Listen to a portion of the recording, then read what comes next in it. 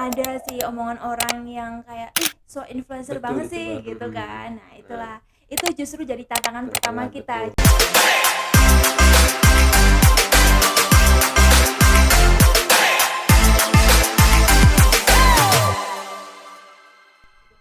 Halo semuanya, balik lagi bersama aku Ragil. Nah, kali ini kita kedatangan tamu spesial, yaitu Mbak Rizky. Apa kabar Mbak? Halo Gil, alhamdulillah kabar baik. Nah kamu gimana nih kabarnya? Alhamdulillah baik juga Mbak. Oke. Nah, Mbak, aku mau tanya sih, kan Mbak ini ngekos. Mm-mm. Keseharian Mbak ngekos itu gimana Mbak? Nah, untuk ngekos keseharian aku sama seperti biasa ya, kayak bangun tidur gitu Mm-mm. kan. Cuma karena aku ini ngekos ya.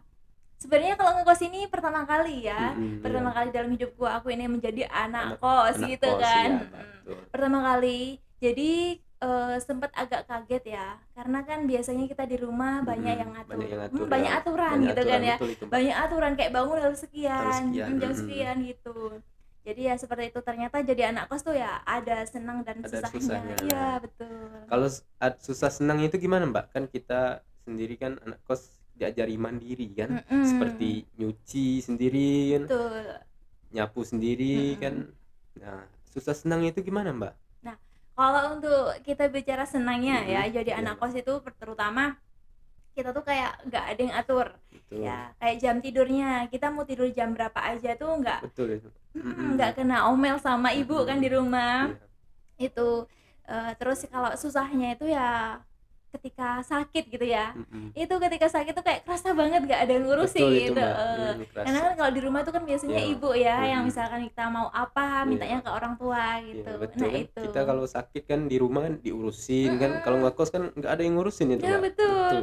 kita urus sendiri dan syukurnya Iya. alhamdulillah aku tuh ngekos itu ada beberapa teman gitu. Jadi ketika Mm. aku misalkan sakit aku bisa dibantu ditolong sama mereka, dan alhamdulillahnya temennya tuh Baik, baik-baik. alhamdulillah Mm-mm. baik kalau gitu Mbak. Nah, aku penasaran deh Mbak, kan Mbak ini konten creator kan, dengar-dengar Mm-mm. dari orang lain. Nah, awal mula Mbak bisa terjun ke dunia konten creator itu gimana Mbak? Untuk awal mulai jadi content creator ya, jadi gini, sebenarnya aku sama ya kayak umumnya orang suka scrolling gitu ya, scrolling scrolling bahkan sampai malam gitu Gil, aku scrolling scrolling gitu. Mm.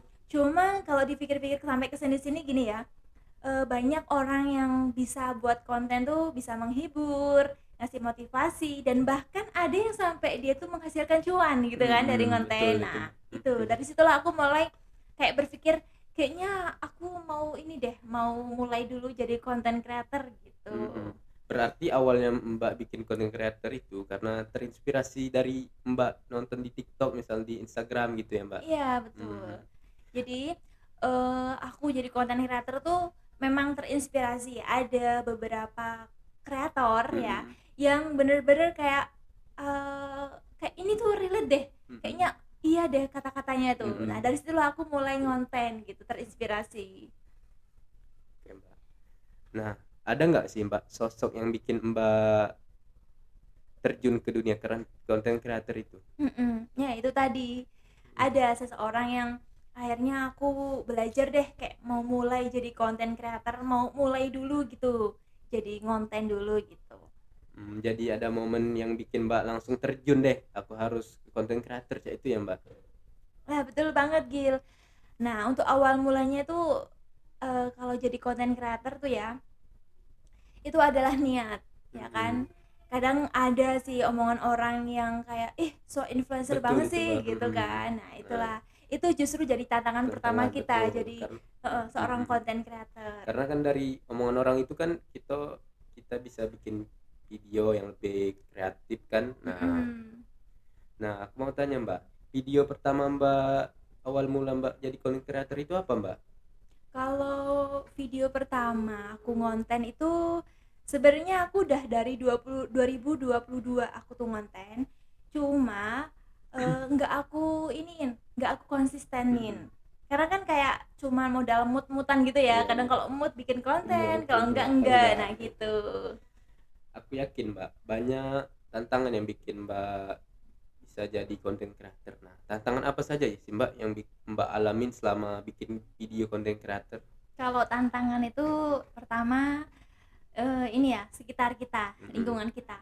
Bahkan aku memulai ngonten ini, aku buat akun baru, Gil. Sampai Mm. buat akun baru, nomor baru. Nah, itulah. Karena kan kalau jadi konten creator tuh pasti rata-rata tuh malu ya, rata-rata Ya, Mbak. malu, malu dilihat sama teman, tetangga gitu Mm-mm, kan. betul. Nah, itu.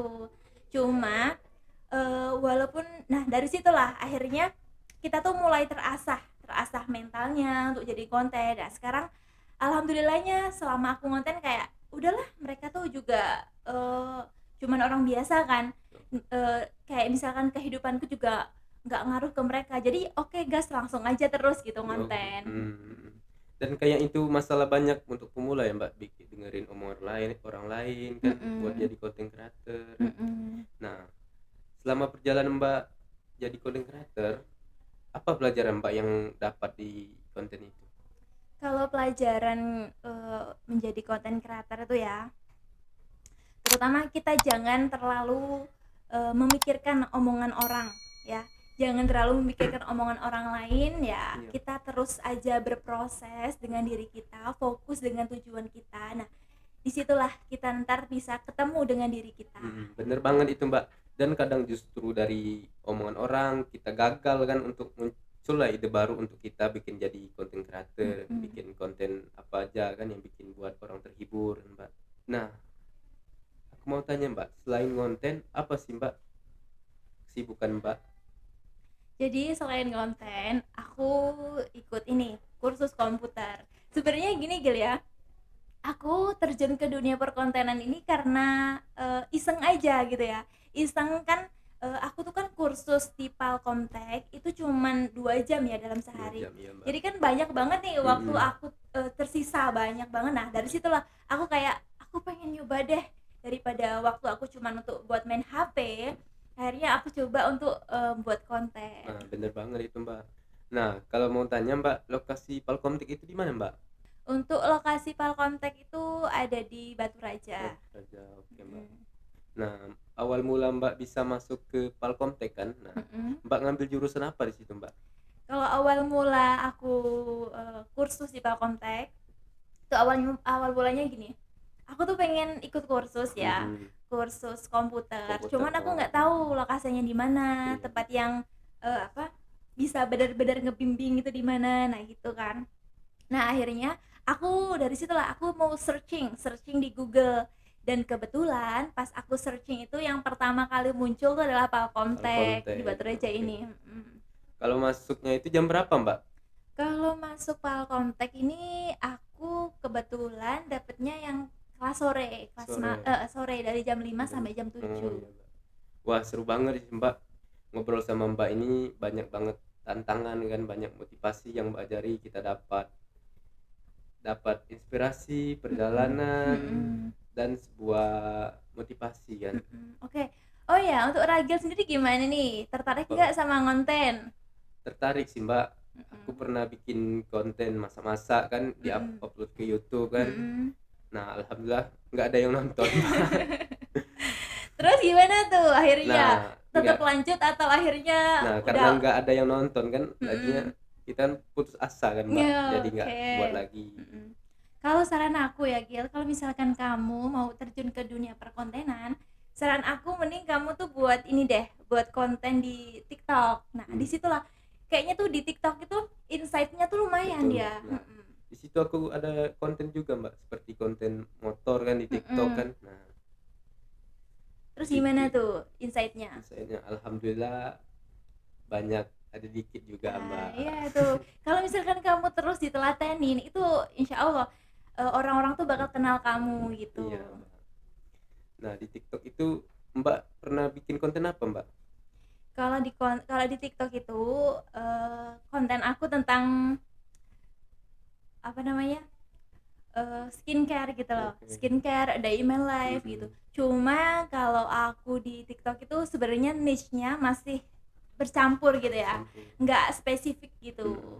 Nah, awal mula Mbak bikin konten di TikTok itu karena apa Mbak? Kan tadi konten di YouTube, nah sekarang di TikTok. Karena apa Mbak awal mulanya?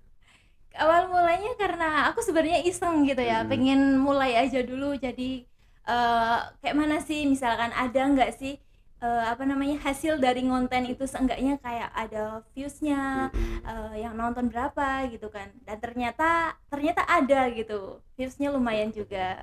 Seru juga sih Mbak Mm-mm. bikin konten kan kita YouTube di TikTok kan. Oke. Oke. Oke guys, gitu dulu obrolan kita hari ini. Jangan lupa like, comment, and subscribe biar kamu gak ketinggalan episode berikutnya. Aku Ragil pamit. Dan aku Rizky. Wassalamualaikum warahmatullahi wabarakatuh. Bye bye.